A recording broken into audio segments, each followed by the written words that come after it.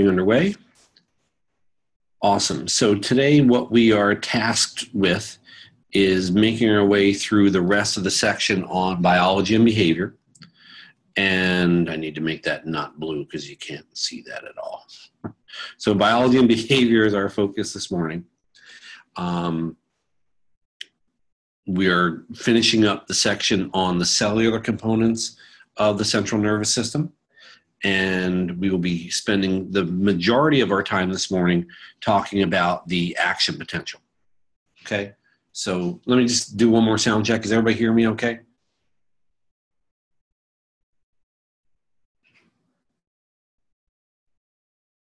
Okay, good. Thanks, guys. I appreciate that. So remember, we've got test number 1 coming up on Tuesday morning. We start at 9:30. I give you a 25-minute grace period for showing up.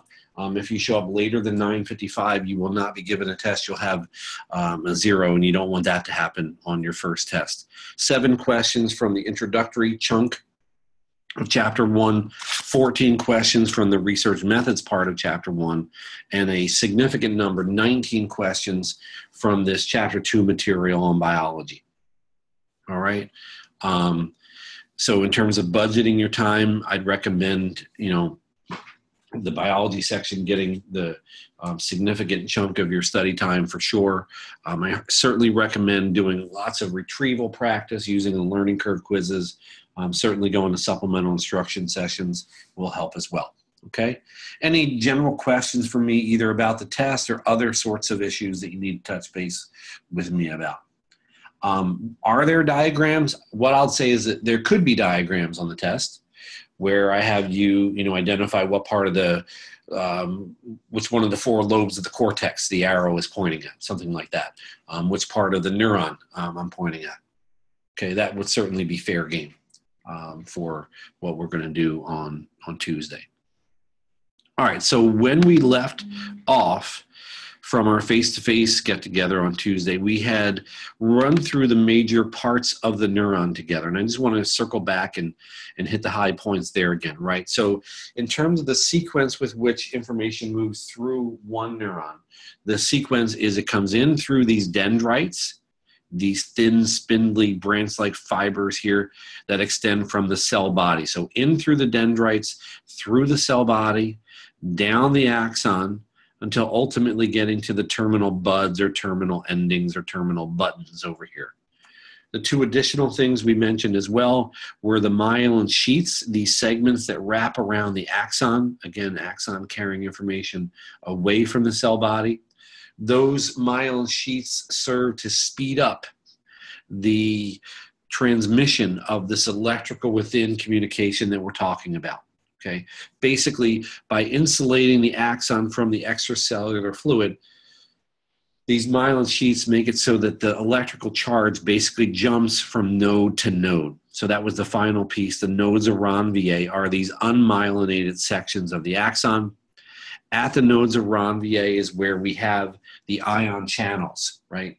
I mentioned on Tuesday, to put that in your notes, they're effectively going to be the doorways into and out of the cell. And we'll be talking about them a little bit more this morning.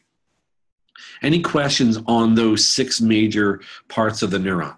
Dendrite, cell body, axon, terminal endings, myelin sheaths, and nodes of Ranvier. Everybody's good on those. Okay. After giving that to you visually, then I took a minute and went through a review of this stuff in terms of a more text-driven presentation. So we talked about, again, this mantra of electrical communication within neurons. That's the action potential. Chemical communication between neurons. So we wanted to make this explicit. We'd say this is really the second bullet point. The chemical communication between neurons is really this final bullet point. So what do we have here? An electrical charge, also known as an action potential, travels from the dendrites, through the cell body, down the axon to the terminal buttons. At that point, the neuron releases chemical neurotransmitters into this thing we're going to call the synapse this morning.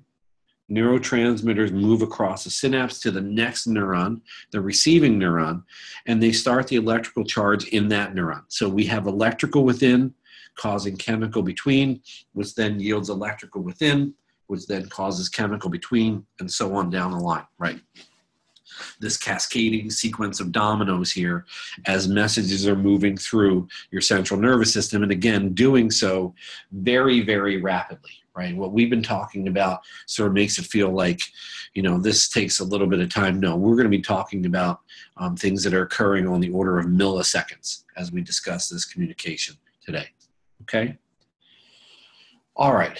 And so what I want to do now is start talking about the communication that goes on between neurons. And I'm going to do that via a really nice figure from your textbook about neural communication here. So let me clear up what's on here. And let's just begin this discussion by just looking at what's already built into this diagram. So here it says electrical impulses, action potentials, travel down a neuron's axon until reaching a tiny junction known as a synapse. So the first piece of new terminology here would be synapse, right? The synapse is the little gap.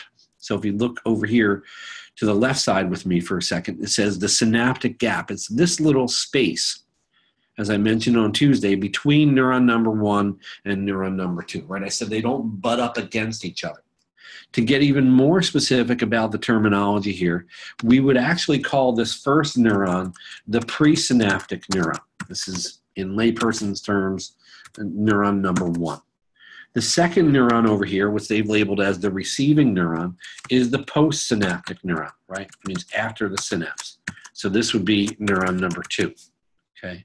So the sending neuron sends a message along to the receiving neuron. So we go presynaptic to postsynaptic. So at the top of this figure, the message is moving from left to right. Again, through the dendrites, through the cell body, down the axon, till we get to the terminal endings. And now we're going to do chemical communication between neurons. So let's spell that out.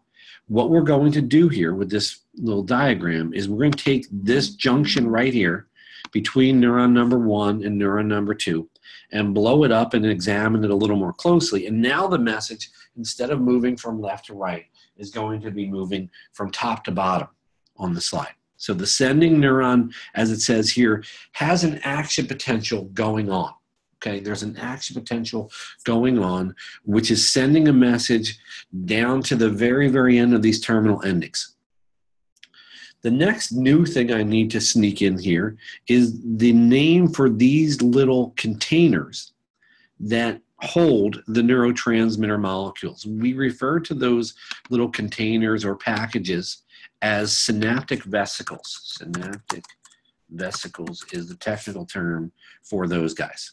Okay, synaptic vesicles are effectively like little water balloons, right? And these little water balloons have inside them these little green balls. Those are neurotransmitter molecules. Instead of writing out the whole word neurotransmitters, I'm going to write NTs for neurotransmitters. So again, the neurotransmitters are these little green guys here and here and here. You see them, right? All the little green balls there are the neurotransmitters. The neurotransmitters, as we already know, are responsible for doing the chemical communication between neurons. Here's the deal. When the action potential in the presynaptic neuron drives these vesicles down to the very end of the terminal endings, what happens is those vesicles bind to the presynaptic membrane. When they bind to the presynaptic membrane, they rupture. So the vesicles rupture. Well, like a water balloon rupturing, what happens then is they release what's contained in them. What they're releasing now would be the neurotransmitter molecules. What the neurotransmitters then do is they venture across this gap and bind to receptor sites on the postsynaptic neuron. That is neuron number 2. Okay? The analogy we like to use in explaining this is to say that the neurotransmitter molecules are like keys that fit into receptor site locks. And the reason that analogy works, as we're going to see in an animation of this process in just a couple minutes, is that it turns out that specific neurotransmitters can only bind to certain receptor sites on the postsynaptic neuron. Okay? So like Keys only fit into certain locks. Neurotransmitters can only bind with certain receptor sites. When those neurotransmitters go across the synapse and they bind to those postsynaptic receptor sites, that's what's going to then initiate the electrical within going on in neuron number 2, in this postsynaptic neuron. So this is going to initiate action potential in number 2. That is, again, the postsynaptic neuron. So again, the sequence here is this. There's an action potential in the presynaptic neuron that drives these synaptic vesicles down to the very end of the terminal endings. They bind to the receptor sites. When the vesicles bind to the receptor sites, they spill their neurotransmitters into the synaptic gap. Those neurotransmitters then venture across and bind to their appropriate receptor sites. In doing so, that binding of the neurotransmitters to those receptor sites is going to initiate that electrical within. That is the action potential in neuron number 2. How do they explain this in terms of what's already built into the slide? Well, it says right here, when an action potential reaches an axon terminal, it stimulates the release of neurotransmitter molecules, these green guys. These molecules cross the synaptic gap and bind to receptor sites on the receiving neuron. The keys go into the locks.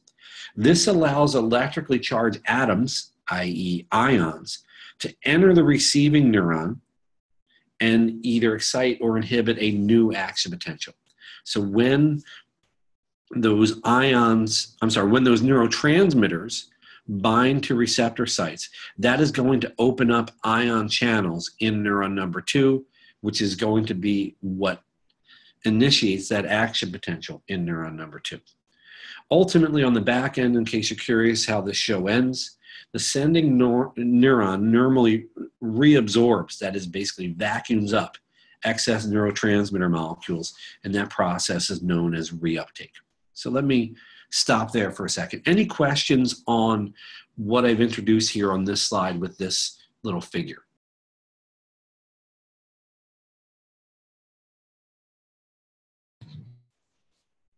Everybody with me?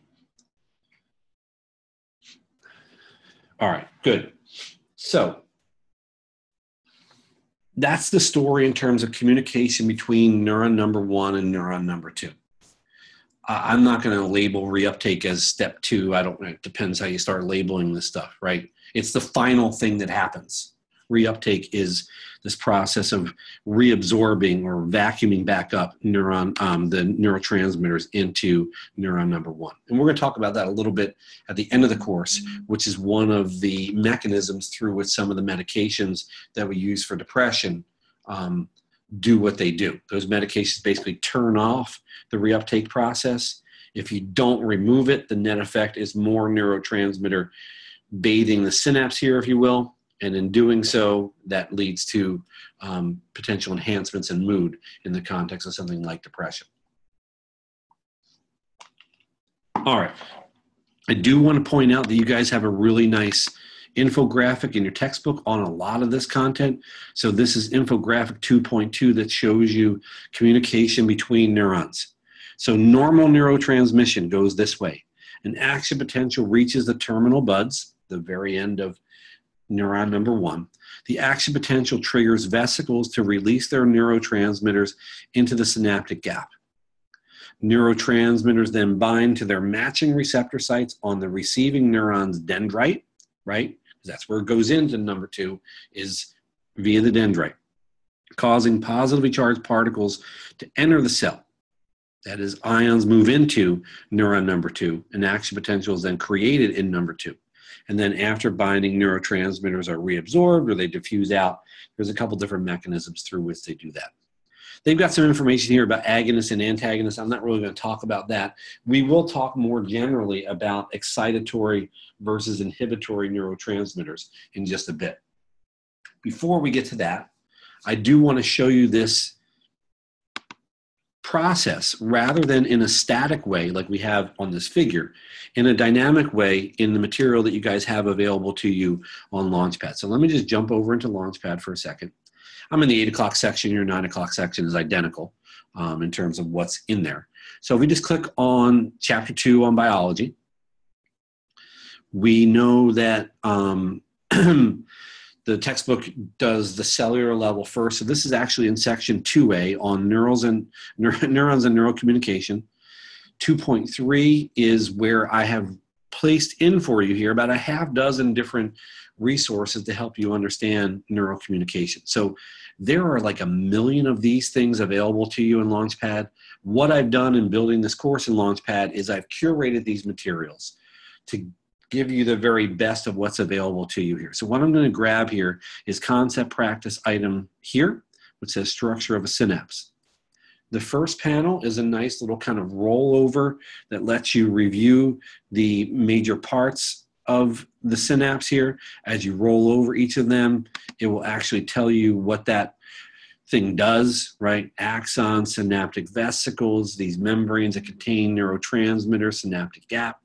Even better is this nice little animation that puts this neural communication process in action. The students in the 8 o'clock section really like being able to see things moving around as neuron number 1 is communicating with neuron number 2. So let's play this, and you guys can listen in. I'll put the captions on as well so you can read along if you're, for some reason, having problems with sound. Most neural communication begins with the release of chemical neurotransmitters from the axon terminal. Within the axon terminal, neurotransmitters are usually contained in a membrane called a synaptic vesicle. When an electrical impulse reaches the axon terminal, vesicles move to the terminal membrane, where they fuse and then spill their neurotransmitter molecules into the extracellular fluid. The extracellular space where neurotransmitters are released is called the synaptic gap or synaptic cleft. Neurotransmitters are released from the presynaptic membrane and travel rapidly across the synaptic gap to the postsynaptic membrane, where they bind to receptor sites. Individual neurotransmitters bind only to receptor proteins designated for that particular chemical structure. Think of the receptor site as a lock and a specific neurotransmitter type as a key that fits into and opens the lock. When activated by a neurotransmitter, some receptors increase neuron activity, while other receptors decrease neuron activity in the postsynaptic neuron. All right. What do you guys think of that? Is that helpful? Marissa, the answer to your question is yes, right? The binding of neurotransmitters to the receptor sites on the second neuron, that's what opens up the ion channels, thereby initiating the action potential in neuron number 2. Okay, so there are a number of these guys. This is, part of what you're paying for with Launchpad is, for access to these kinds of materials. So there's a concept practice on action potentials, on neural communication. The infographic that I just showed you guys within the lecture slides is right here. And what's nice is these infographics, when you access them this way, have quiz questions built in. That's more retrieval practice. That's more chances to pull back out of memory things that you've put your head around in your work for this bio chapter. All right? Let me see what other questions. Positive and negative signs, we'll get into the details there, but basically that's going to be the movement of ions into and out of the neuron. And that's really going to be what drives that electrical within. I'm going to strip it down and make it really, really simple. We're going to talk about just certain positive certain positive ions moving into the neuron and certain other ions moving out of the neuron. Okay, we'll get into that in just a bit. So lots of really good resources for you there on Launchpad. So use them. I built them in for you guys so you have access to that. All right. What I want to do at this point is zoom back out for a second and try to explain to you what's going on with these neurotransmitters. Because here's what I think is the risk.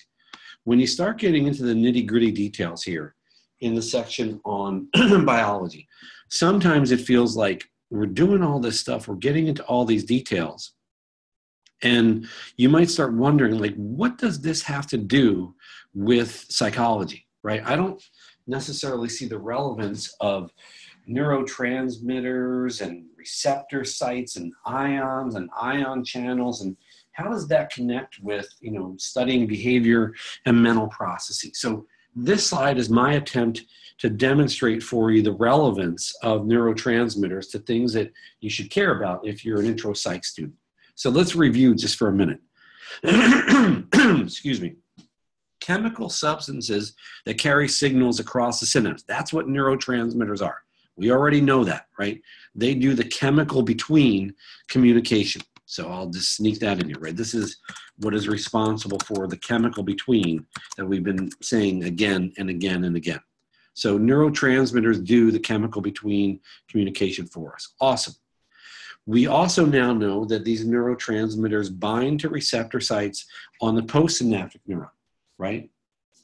When they do, what happens is ion channels on that postsynaptic neuron open up, and those things go rushing in and rushing out, and that's what drives electrical within in neuron number 2. So I'll put that in here, right? This is what's driving chemical between. This is now what drives electrical within in neuron number 2, okay? The movement of those ions into and out of neuron number 2. Much more detail coming on that. So what's the relevance here? These are little neurotransmitters. They're binding to receptor sites. What does that have to do with behavior and mental processes? Well, let's do some explicit examples showing you the connection between these neurotransmitters and things we're going to be studying this semester. Acetylcholine levels, we know, when they decrease, can cause problems with memory. So when we have decreased levels of serotonin, we can see increased problems with memory, okay? So instead of memory, I would say, increased memory problems, right? So increased memory problems that might look like Alzheimer's disease. I'm not saying that this is what causes Alzheimer's disease, but we could say there's a negative correlation between acetylcholine levels and memory problems, right? As acetylcholine levels go down, memory problems go up, okay? So that's one way in which neurotransmitters are relevant to the topics we'll talk about this semester.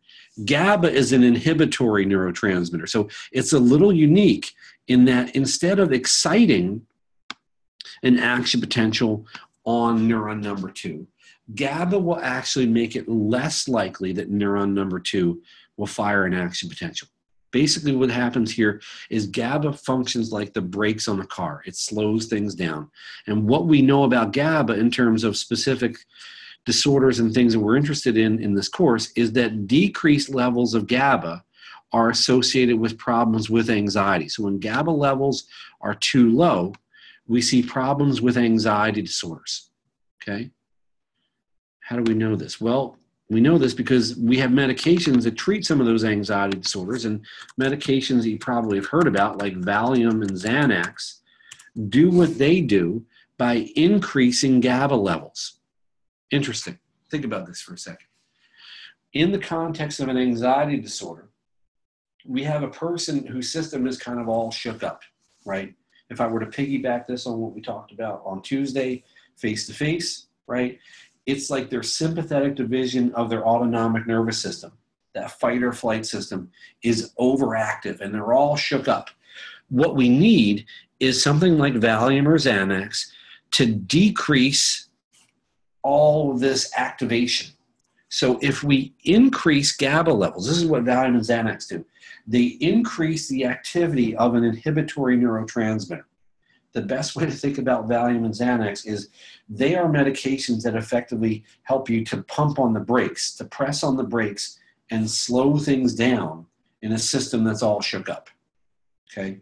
So that's GABA, relevant to what we're going to talk about in the section on anxiety disorders. Serotonin plays a role in terms of depression.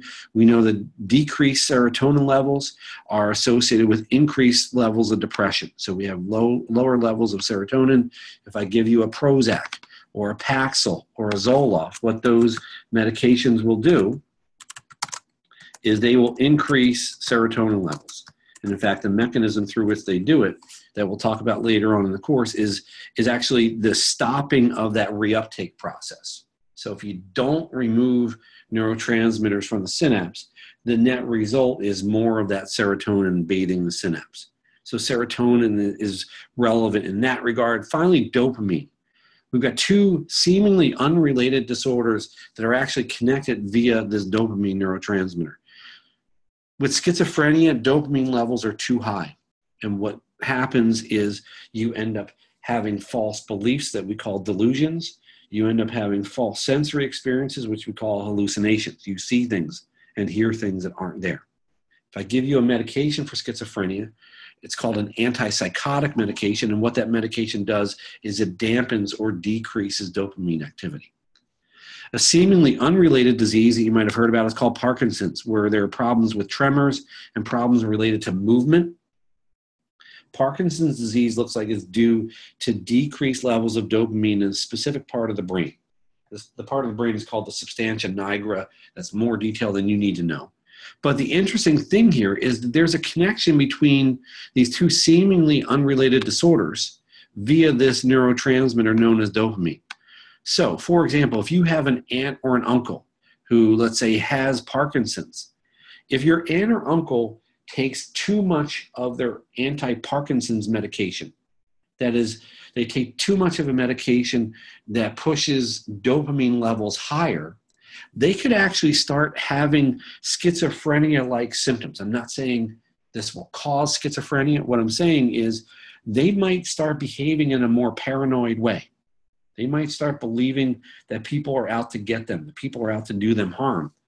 And it's all because they're cranking up dopamine levels higher than they even need to be to combat the symptoms of Parkinson's. And now they're sort of slingshotting into something that's starting to mimic, at least at a symptoms level, some of the things that go on with schizophrenia. All right? So again, the point of the slide is to show you the relevance of neurotransmitters for this stuff down below that we're interested in. We're curious about memory. We're curious about anxiety and depression and things like schizophrenia. So this slide, I think, nicely brings that point home. Okay? All right, couple of questions here. Stops the action potential in neuron number 2. For the inhibitory neurotransmitters, I wouldn't say it stops it. It makes it less likely that an action potential will fire in neuron number 2. Okay? The medications are probably beyond the scope of what we need to know right now. We'll talk about them more later on in the section on the psych disorders and treatment. The schizophrenia medication inhibit and Parkinson's disease medication excite. Yeah, so the schizophrenia medications will decrease dopamine activity. Parkinson's medications will increase it. Because again, schizophrenia is due to too much dopamine, or said a little more conservatively, a system that's overreactive to normal levels of dopamine. Parkinson's certainly is due to dopamine deficits, and so the medications try to increase those dopamine levels. Okay? If you want this in a little table, I pulled this one in for you guys. Let me clear all my scribbly scrabble here. Let me make the pointer blue so you can actually see it. So some neurotransmitters and their functions. We talked about acetylcholine, dopamine, serotonin. There's another catecholamine neurotransmitter called norepinephrine. You don't need to worry about all these details. Glutamate is another one that I didn't mention. But basically, a little summary of their function, and then some summaries of what can go wrong with them. So Alzheimer's in the context of decrease, or Alzheimer's-like symptoms minimally, in the context of decreased acetylcholine, oversupply of dopamine linked with schizophrenia, undersupply linked to problems like you see in Parkinson's, the tremors and the decreased mobility and so forth. So this is just another way to try to summarize a little bit what we know about these neurotransmitters and what aspects of functioning they're involved with. Okay? Any further questions on the neurotransmitters at this point?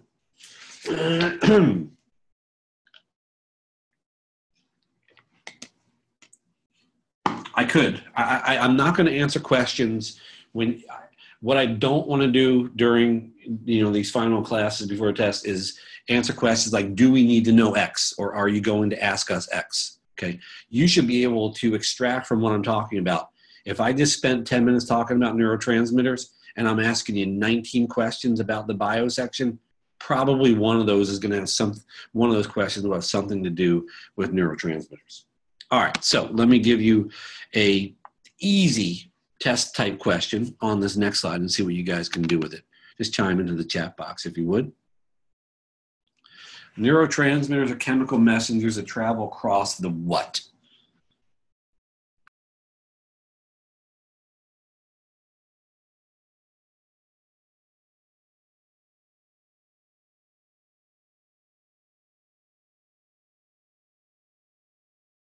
So you guys want one like that, right? That's an easy, that's a gimme, right?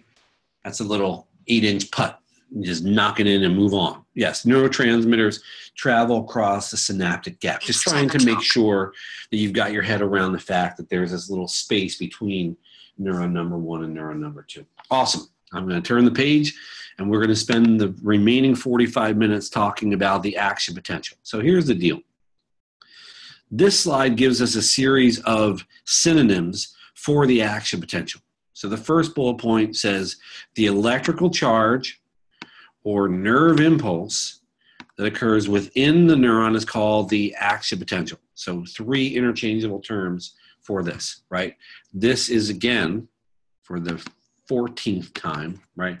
The electrical within story. What happens at that point, as we saw in the little animation, is that action potential triggers the release of a neurotransmitter. It was green or red, and it bound to, respectively, either green or red receptor sites. That neurotransmitter allows one neuron to communicate with another neuron because when it binds to those receptor sites, it opens up ion channels, and that chemical between is going to then initiate electrical within in neuron number 2. So this is the chemical between part of the story here. Again, keep coming back to that. If you get stuck, if you get confused, if you want to reorient yourself, think back. Electrical within, that's action potential. Chemical between, that's the neurotransmitter functions that we've been talking about.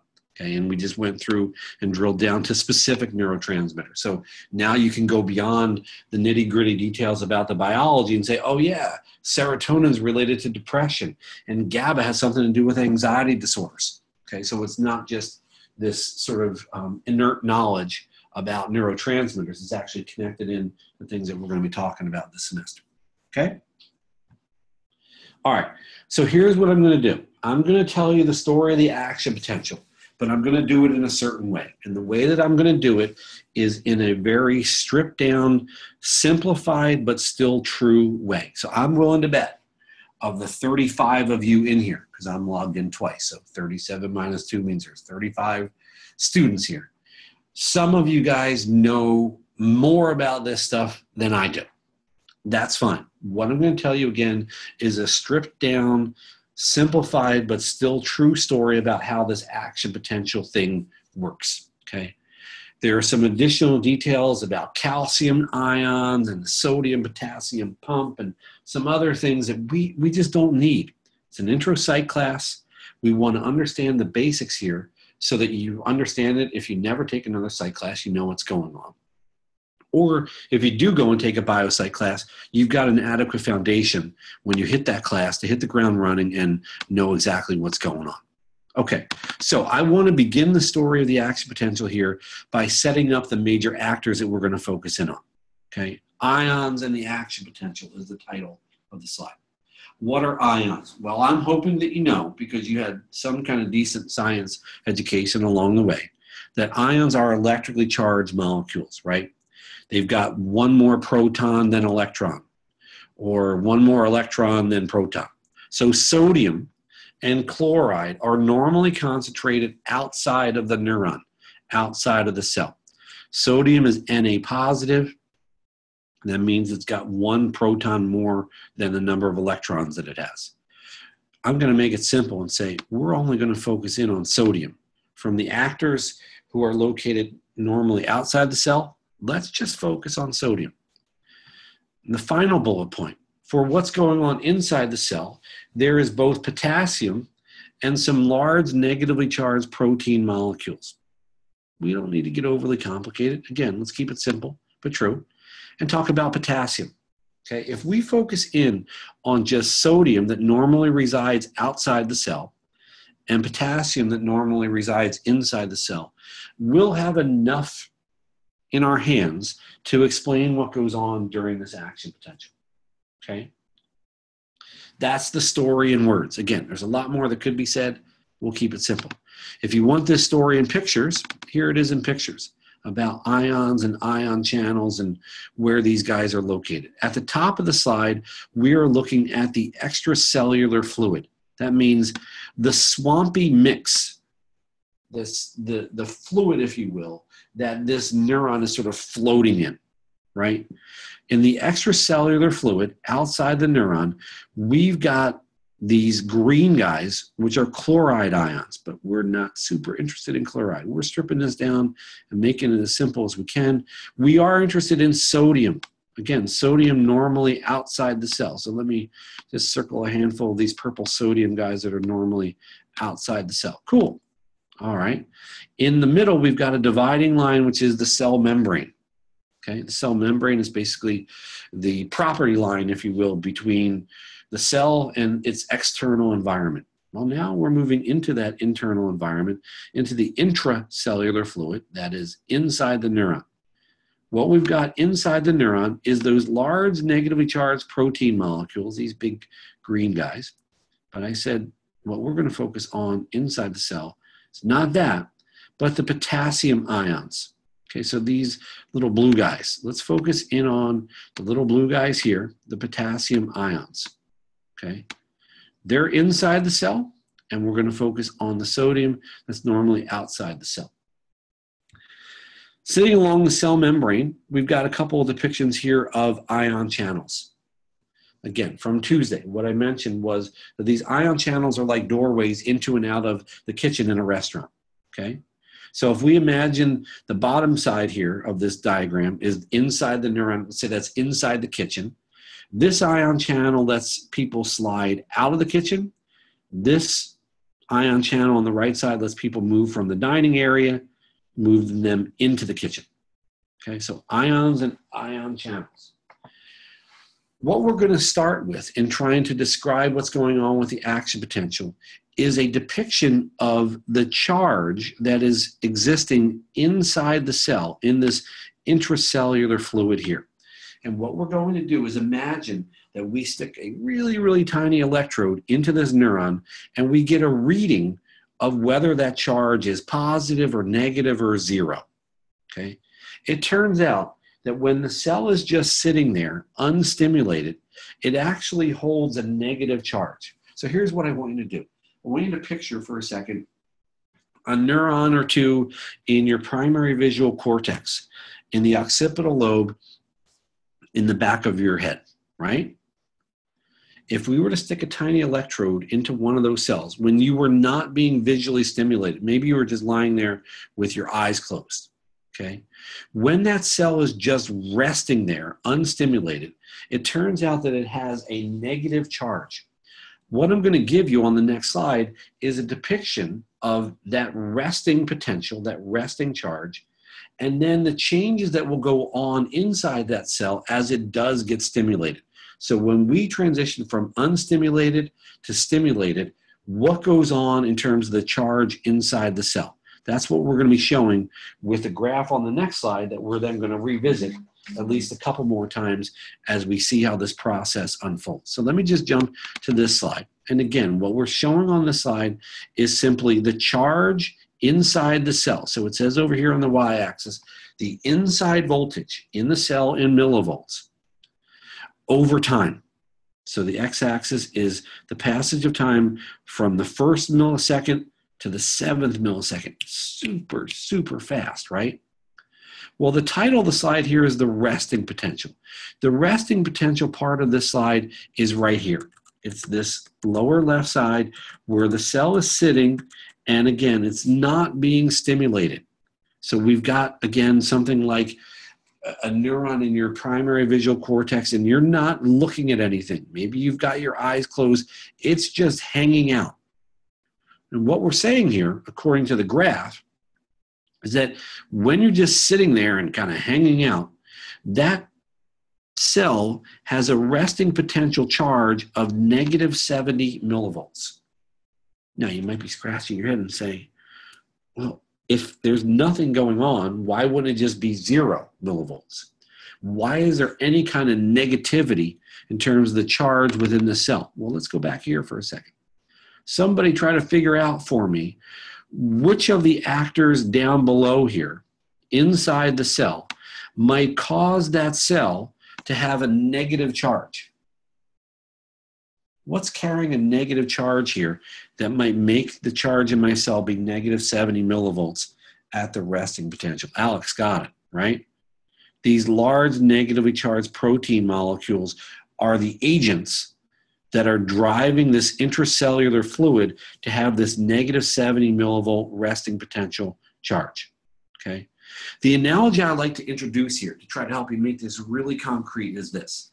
Imagine our AL201 classroom is the biggest neuron model on the planet, okay? Inside the neuron, in the intracellular fluid that is inside the classroom, we've got a bunch of really big guys sitting around with A- t-shirts on. We've also got some people wearing some K positive potassium t-shirts. Outside the classroom, outside the neuron, by the back doors on the left and right side, or by the front door behind where I stand when I teach you guys, right? We've got some people sort of lingering around, congregating around those doorways outside the neuron. And we're focused mostly on the people who would be wearing purple t-shirts that say Na positive, the sodium ions, lingering around those doorways, maybe ready to come into that classroom through the ion channels. The ion channels will just be the doors in the back left and right corner, and in the front of the class behind where the big screen is, right? So those are the ion channels that would permit things to move into or out of the classroom, that is, into or out of our neuron. Awesome. So what we understand now, or what we should understand now, is that we, at the resting potential right here, we have a negative 70 millivolt charge that is due to those large negatively charged protein molecules that are inside the cell. All we're going to do for the next 20 minutes or so is walk through the rest of this graph. So that's part one. We're going to talk about this part, which is part two. We're going to talk about this part, which is part three. And we'll talk about this part, which is part four, right? So we just number these guys. We've already done part one. Part one is the resting potential, okay? Part two, we're going to call depolarization, okay? If I come over here, part three is going to be something called repolarization. And this final part here where we actually drop down below we started is going to be called hyperpolarization, okay? And the way to, what I've decided to do to try to help you get your head around this is I've built a table. In this course, I've got about 3 or 4 of these big tables that we use to try to pull together a bunch of content. Well, the table that I've got for you is on this next slide, and the table basically says this. What is the stage of the action potential? Okay. What is the stage of the action potential? What is it called? And why does it happen? Okay. So the first stage here is called the resting potential. Okay. Unstimulated, the cell is sitting at negative 70 millivolts in terms of its charge. Why does it have a charge of negative 70 millivolts? Well, because it's got those large negatively charged protein molecules sitting in the cell, as Alec and Sam both pointed out to us in the chat box. Okay? So that's part one of the action potential. All we're going to do, guys, the rest of the way now is fill in the blanks. What's the second stage called? What's the third stage called? What's that final stage called? Okay. When we're done with this, here's what you should be able to do. If you really know this stuff in preparation for Tuesday, you should be able to, on a blank piece of paper, draw this little table. You can even give yourself the names of the titles of each column. So stage of the action potential, what is it and why does it happen? If, with your books closed and your notes put away, you could fill in these 3, 6, 9, 12 cells of this table, then you're going to be in awesome shape for the questions that will inevitably show up about the action potential, okay? Any questions about row number 1? The resting potential, what it is or why it occurs?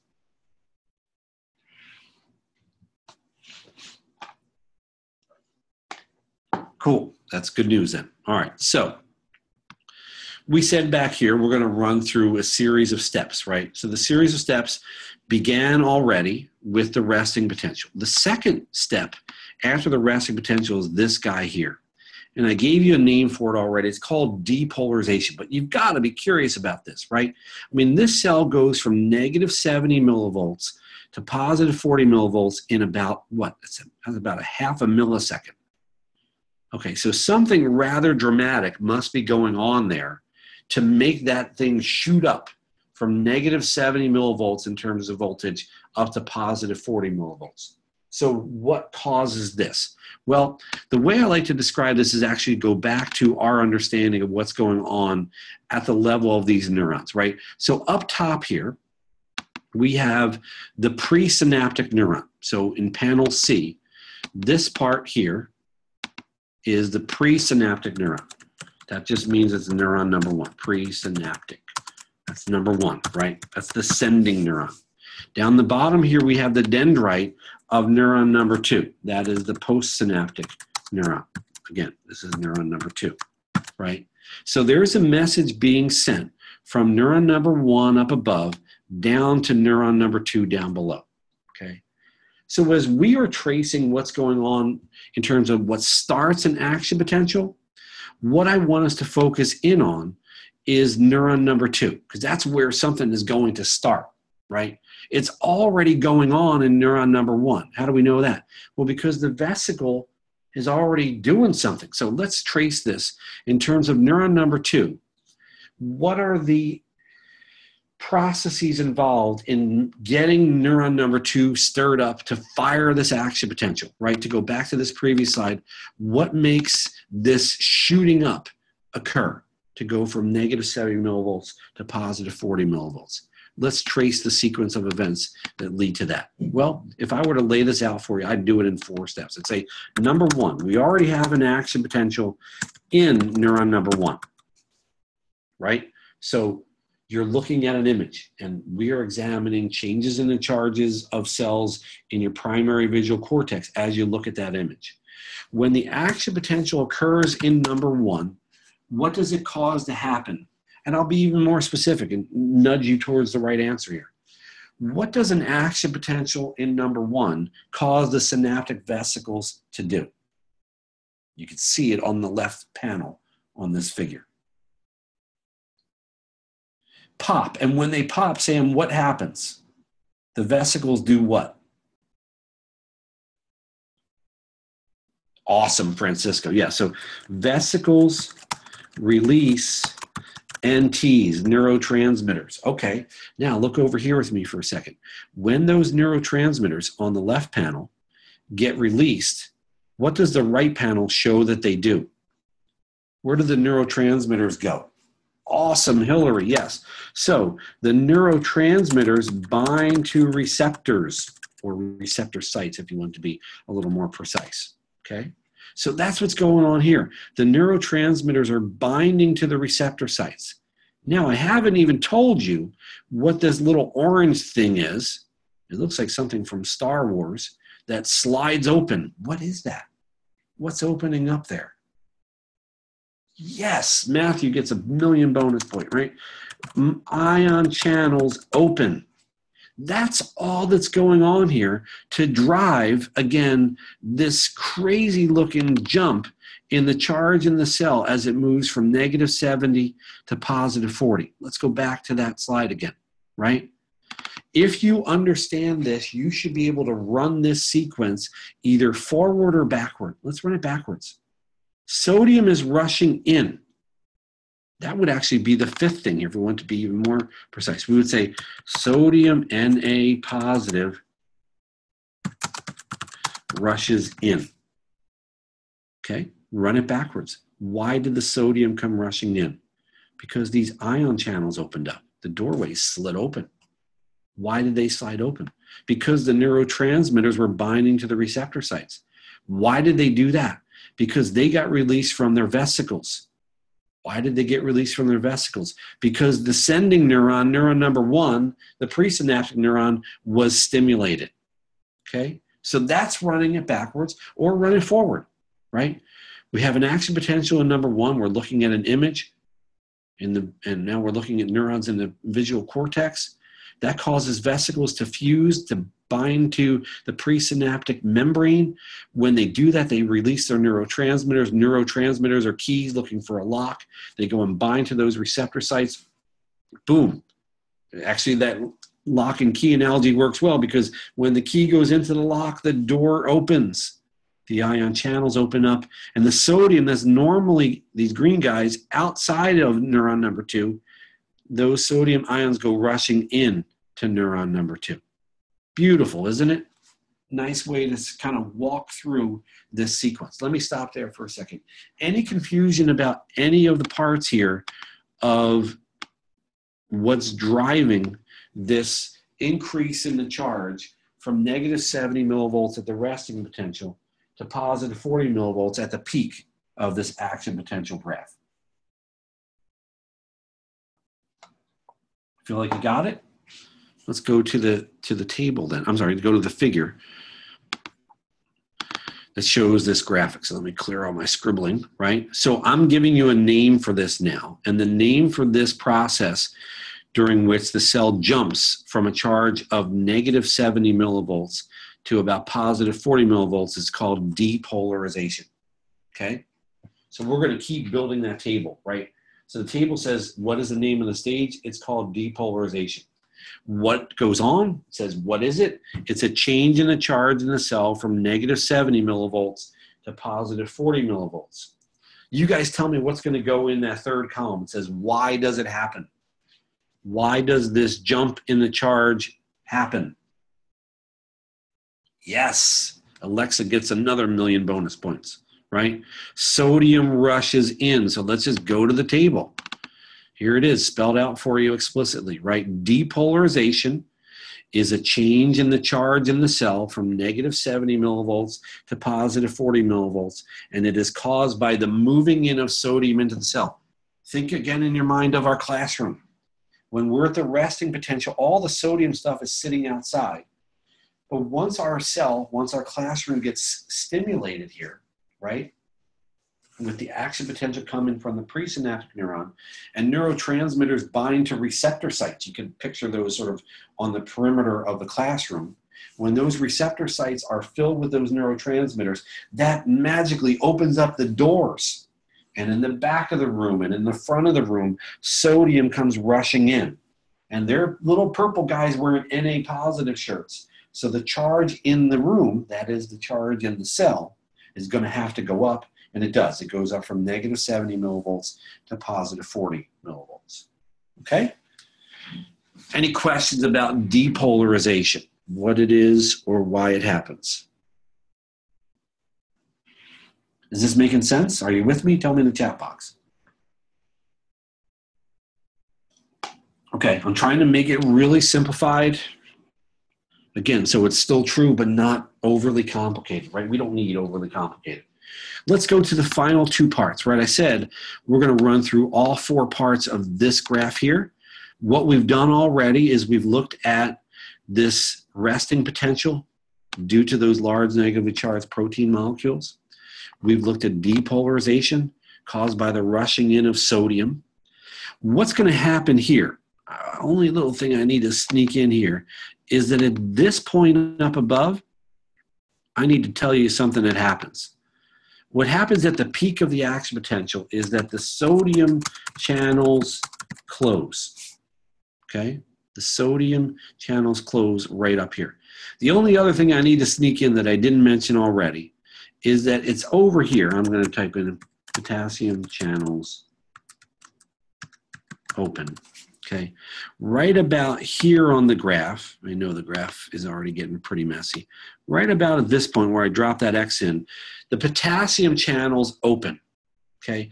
And potassium is normally inside the cell, and it's going to move through the doors, that is through the channels, out of the cell.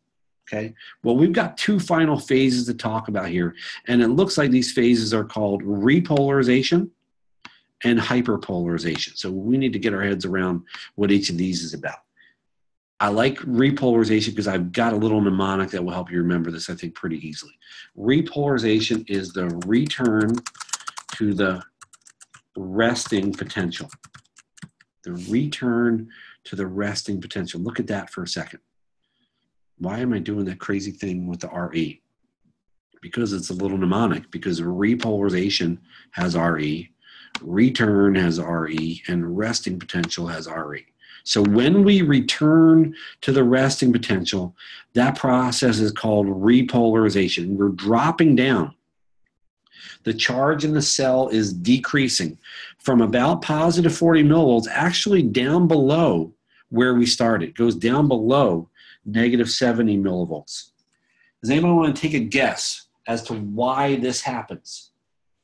What's still going on that after the sodium channels close at the peak here might be responsible for the charge in the cell continuing to drop? Yeah, who got it? Hillary. Nicely done, right? Potassium is still moving out of the cell. So it starts moving out here.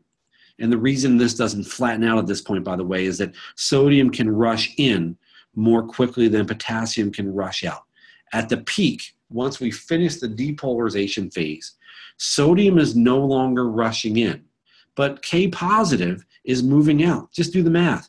If positively charged ions are moving out, that's going to make the charge in the cell more and more negative. It's going to make the cell charge drop, right? So as potassium continues to move out, we return to the resting potential. So let me just give this to you on the table that we've been using, and then I'll see what questions you guys have. I got a lot of scribbling there, so let me get rid of that.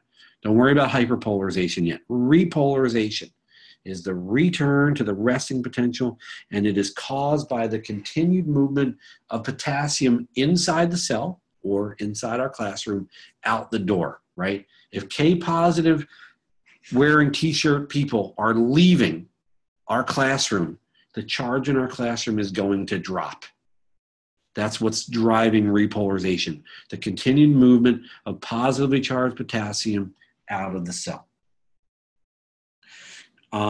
So I snuck in here, Hillary, that on the previous slide, I wrote it in just real quickly, and you might have missed it because it was really messy. It's right about here that the potassium channels open, okay? Sodium channels open down here. Potassium channels open here. And again, what happens is sodium floods into the cell, that is into the classroom, more quickly than potassium moves out. And that's why the charge keeps going up until we get up here. When the sodium channels close, no more Na positive is coming in, but the K positive that started moving out here continues to move out. And as it continues to move out, it drives the charge down. Does that make sense?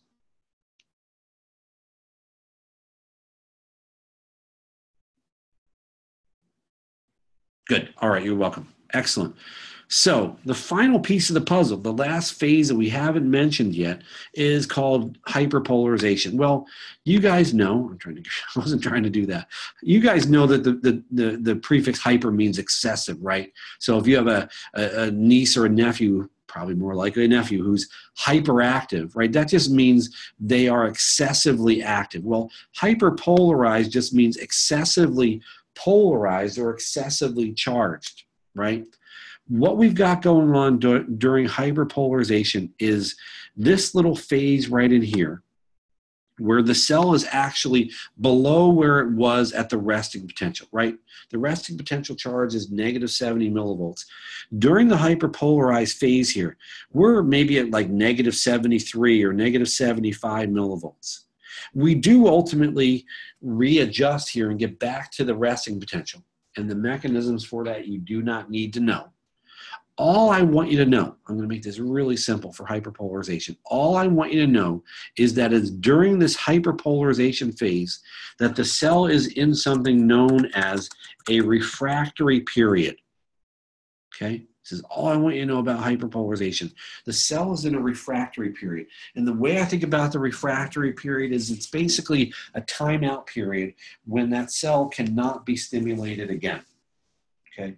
I'm going to give you a weird analogy for a refractory period. And it's going to involve a toilet, but it's not going to be gross. Okay?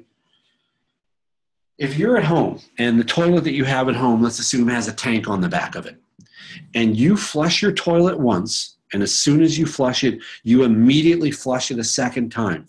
Tell me what happens when you flush the toilet that second time.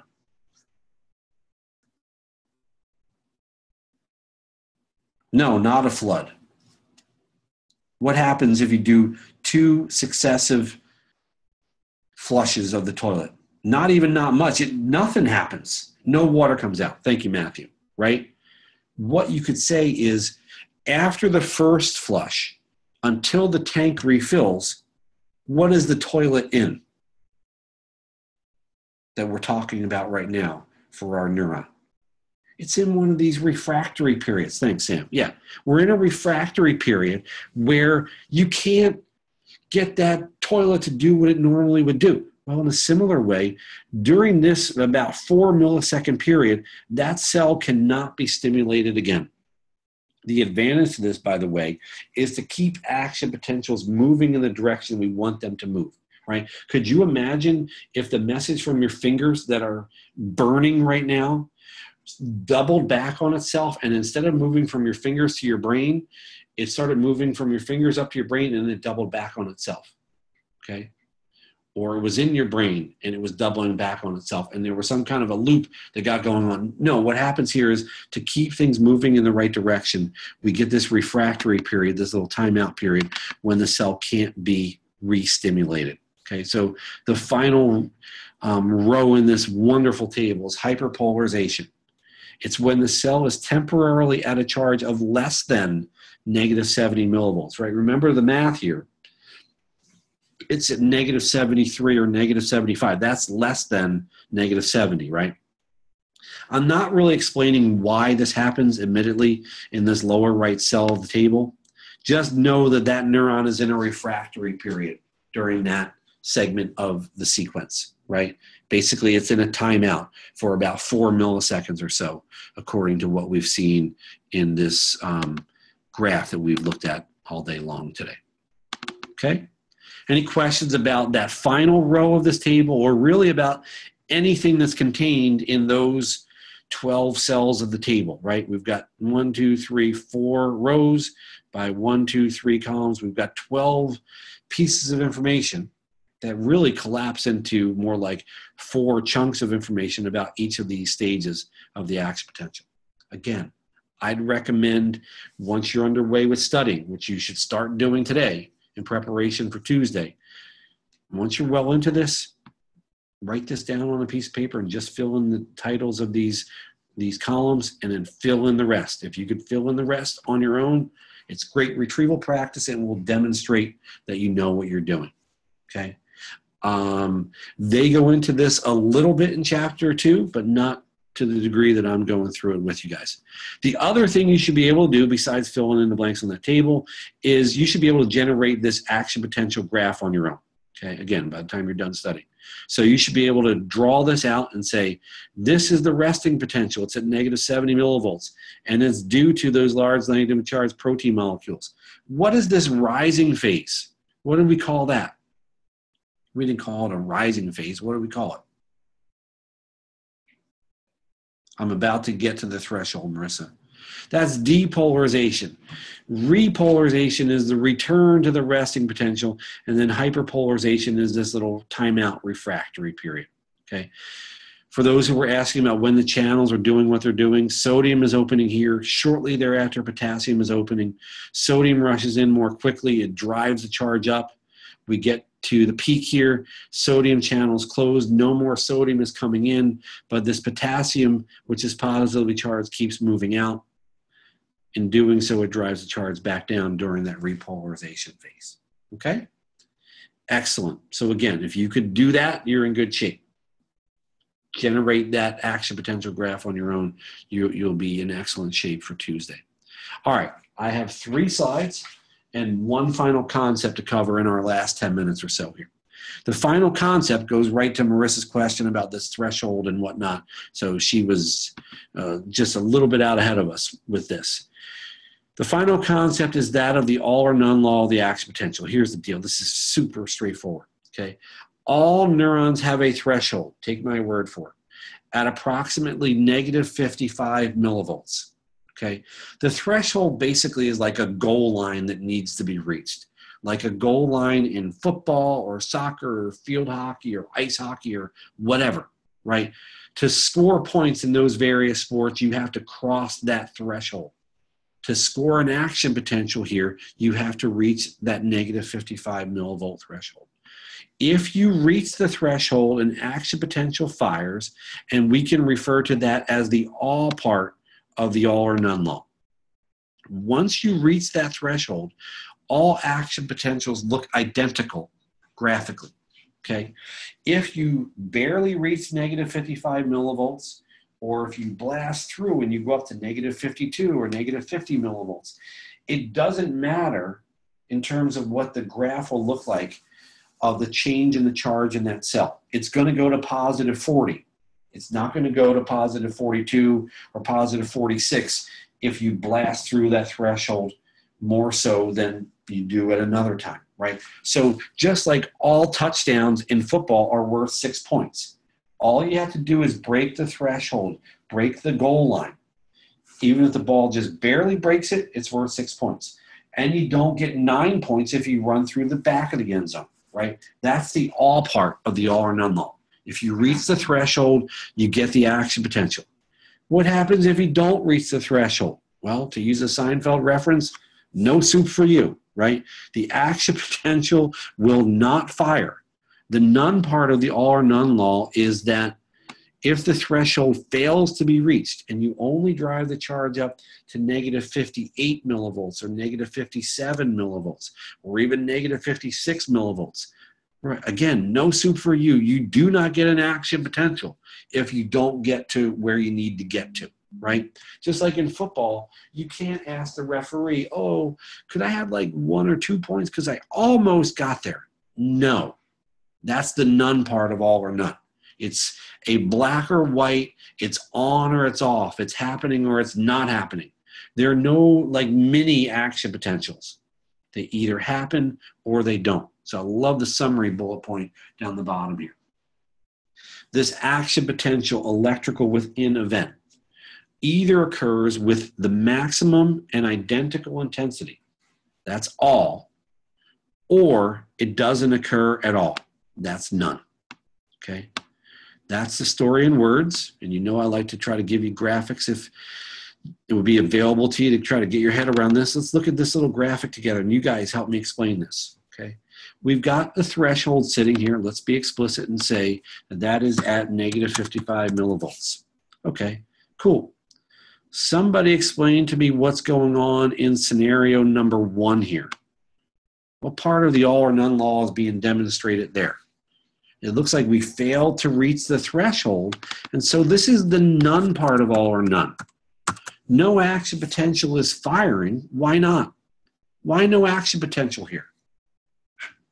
No soup for you. Montana gets the golden star for today's session for using my own reference on me. It did not reach the threshold. That is correct. All right. That just made my day. No soup for you in the chat box. All right, let's look at scenario 2. We barely hit the threshold. What do we get? An all or none amplitude action potential.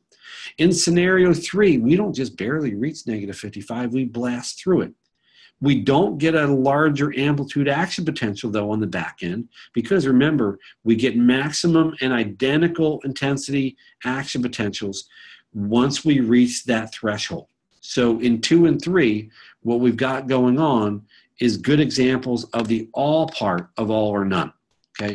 There are 2 different kinds of all parts, right? I just typed A colon. That was bizarre, right? We get the all or none law being demonstrated here, the all part of it, because we reach the threshold. Actually, we blast through the threshold. Either way, it doesn't matter. You either get it all or you get nothing. Again, you get nothing if you fail to reach the threshold. Whew. Okay, let me stop for a second. I'm almost at 150 minutes of yammering at my laptop today. Questions on the all or none law, either the pictures here or the words that I had for you so beautifully on this previous slide. Make sense? Cool. All right. Like I said, I know that I'd be willing to bet a lot of money. Some of you guys know a hell of a lot more about all this stuff than I do. That's fine.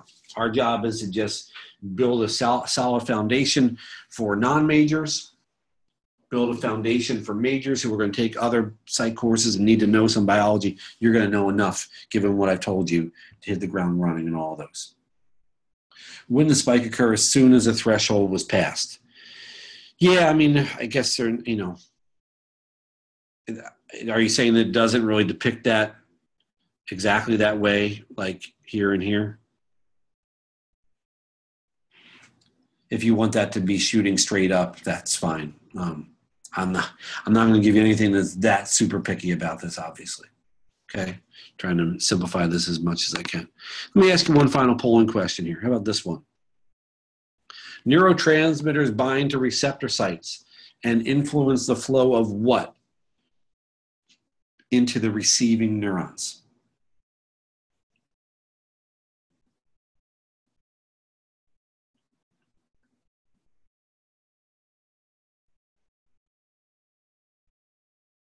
All right, almost everybody thinks this is A, electrically charged atoms. Yeah, what's the other word we use for that all day today? What are those electrically charged atoms? Yeah, so it's ions. And remember, we made it simple. We said it's sodium outside that's moving in, potassium inside that's moving out, and that's enough. That gives us a full enough story to get our heads around this for our purposes here in intro. Okay. Believe it or not, guys, that's everything I've got for you here on the bio section. So what have we done? Look at this list, right? You now know 5 different tools that brain scientists use to study the brain. You now know more than a dozen major parts of the brain, or you will know this by Tuesday, right? And you should, again, start studying today to use distributed practice.